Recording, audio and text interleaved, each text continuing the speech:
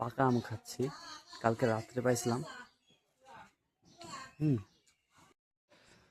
বছরের প্রথম পাকা আম খাচ্ছি।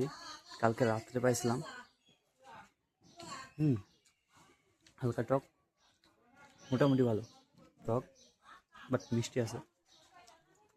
আমাদের কাছে আম পাকে নেই এখনো। আমাদের ওই পাশের বাড়ির যে আম গাছটা ওইখান থেকে আম পড়ছিল।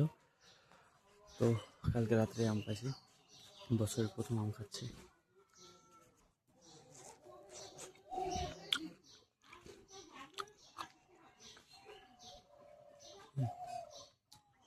কালকে এই নতুন গেঞ্জিটা কিনছি, কেমন লাগতেছে জানিও কমেন্টে। আরও 3টে কিনছি।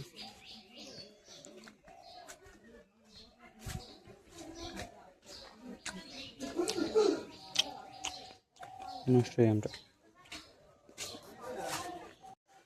বছরের প্রথম আমের স্বাদ পেলাম, হালকা টক, বাট কিছুটা মিষ্টি আছে। আর আম আমার কাছে খুবই ভালো লাগে।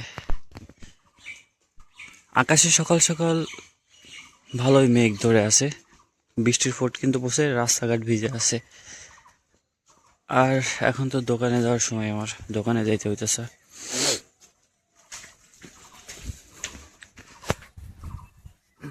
তো কালকে 4টা গেঞ্জি কিনছি হচ্ছে 600 টাকাতে, মানে এক একটা গেঞ্জি 150 টাকা করে পড়ছে।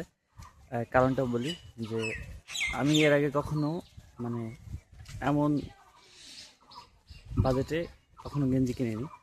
ফার্স্ট টাইম কিনলাম, কারণ ভাবলাম যে আমি যদি একটা গেঞ্জি কিনি তাহলে আমার এটা একটা যাবে। বাট এই গরমে, যে গরম পড়তেছিল কয়েকদিন ধরে, তো এই গরমে যদি ঘামে যায়, ঘামে গেলে গেঞ্জি নষ্ট হয়ে যাবে। ধুইতে 1-2 দিন পর পর ধুইতে হয়, সেক্ষেত্রে মার কিছুটা কষ্ট হয়, কিছুটা না অনেক কষ্ট হয়। তাই ভাবলাম যে তাহলে আমি বেশ কয়েকটা গেঞ্জি কিনি। আর এটা হচ্ছে আমাদের ঢাকা থেকে যে গার্মেন্টসের গেঞ্জিগুলো আছে, বাজার থেকেই নিছি। সো ওই গেঞ্জিগুলো আর কি নেওয়া হয়েছে। এই জন্য 4টা গেঞ্জি কালকে কিনলাম। তার মধ্যে এইটা একটা, যেটা গায়ে দিয়ে আসি। তো গায়ে দিয়ে কিন্তু ভালোই মজা। তোমাদের মাঝে আর একটা ব্যাপার শেয়ার করি। এই যে আমি 4টে গেঞ্জি কিনছি না, সো সেইটাই আমার নিজের টাকায়। মানে আমি এই যে কামনা দিয়ে আসি ওষুধের দোকানে, যে স্যালারিটা দেয়, অটো করা হয়, ওইখান থেকে কিছুটা সেভিং করে গেঞ্জি কিনছি। দেন দিদিমার জন্য ওষুধ নেওয়া হয়েছে, ওইখান থেকে আমার কিছু টাকা গেছে, খুবই সামান্য।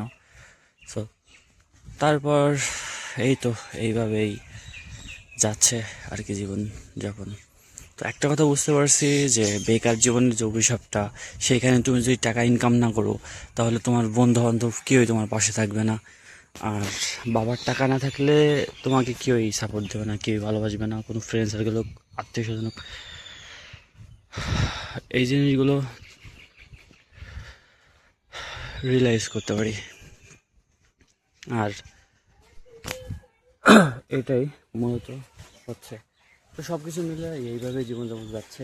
আর হ্যাঁ, যেহেতু মেডিসিনও দিছে ডাক্তার, তো হচ্ছে 15 দিন পর যাইতে বলছে। সো আজকে প্রথম দিন ওষুধ খাওয়ার। চলো যাই এভাবেই দোকানে।